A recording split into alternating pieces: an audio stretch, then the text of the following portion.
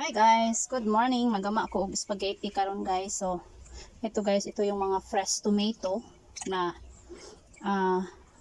pinakuluan ko guys.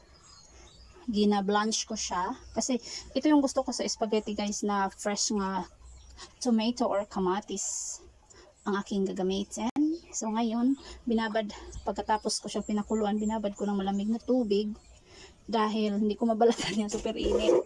So ngayon, pakita ko guys, balatan siya i-touch. Ito, hiniwaan ko siya dito sa may puwetan. Yan, hiniwa ko yung puwetan para madali siya mabalatan.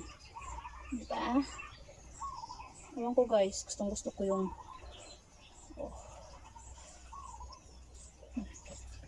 wala na siyang balat. Diba? Init. Ay, balatan. May ibang balatan. Tapos,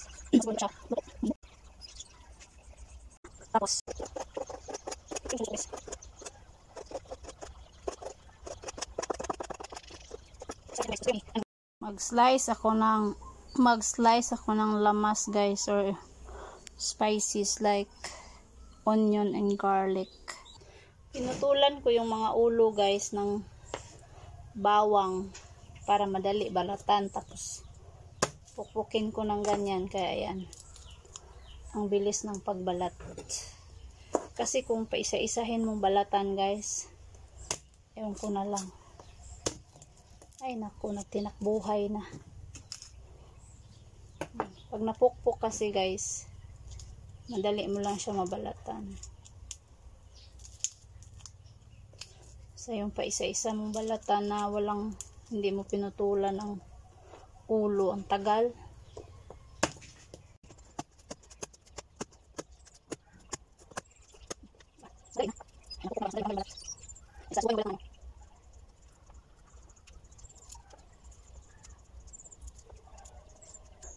So madali na siya.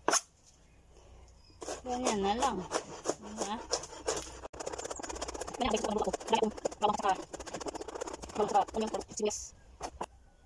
Sorry guys, ganyan ako maglagay ng onions kasi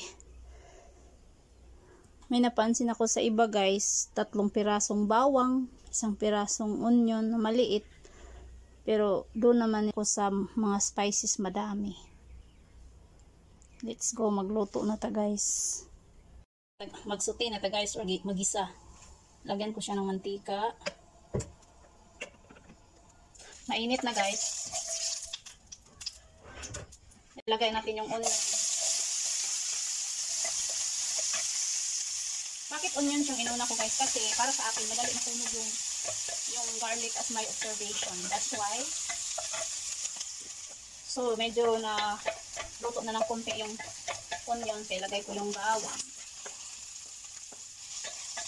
Kaya natin mag golden brown ang bawang guys. Maglalagay ako ng fresh black pepper. Isuti ko yan guys din. Style din naman yan. Kasi para sa akin mabango siya pag sinusuti mo yung fresh na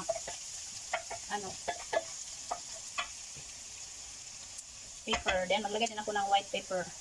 Mahilig ako sa pepper guys. Yung papaanghang sa akin. In natural way. Ngayon, luto na yung ating guys. Ilalagay na natin ang ating giniling.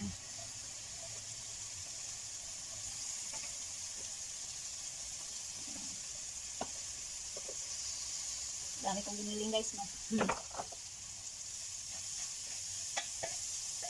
Napansin nyo guys, natuyo na yung mantika. So, ayaw ko kasi yung maraming mantika. Kasi maraming mantika na rin ang giniling. May cooking oil or may fats na rin yung giniling, di ba? Yan. So, palutuin ko pala ng konti. Mas masarap kasi medyo na-fried yung giniling. So na-brown na, naluto na, medyo na-fried na yung giniling natin. Lagyan na natin yung ating dilim kasi walang kuryente dito guys. Ayan. Yung ating tomato nga fresh, nagi-blanch. Ayan. Nangyari sa yung Maglalagay ako ulit ng white pepper. Kasi guys, malangsa yung kamatis.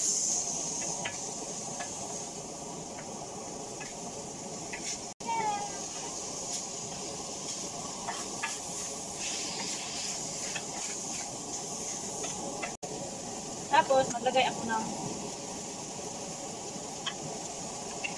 sauce na tira-tira sa guess. Gamitin ko na lang. Diba? So, yummy! Konting water. Oh my god, so yummy! Hinahinaan ko na lang yung apoy guys, para maano talaga siya. Maglabas yung mga more yummy katas. So, lagyan ko siya ng konting asin. Parang more water. More water siya. Diba? Oh my god, so yummy. By the way pala guys, yung cheese, ihahalo ko. Yun yung style ko eh. Kasi mas more yummy siya if I mix the cheese. Depende naman sa atin yan guys eh. Iba-iba naman tayo. Iba-iba naman yung style natin sa pagluluto. Yan. Yummy, yummy. OMG, so yummy. Ilang kain ko na to guys, siguro mga 4 or 3. Yes, it's ready. Thank you for watching guys. This is my ala dessa spaghetti sauce, my own version. Thank you for watching. Bye. Baon ko guys, dinner, and then ilagay ko sa aking pizza. O diba guys, sos, makapag-share pa ako sa iba, kasama ko sa trabaho.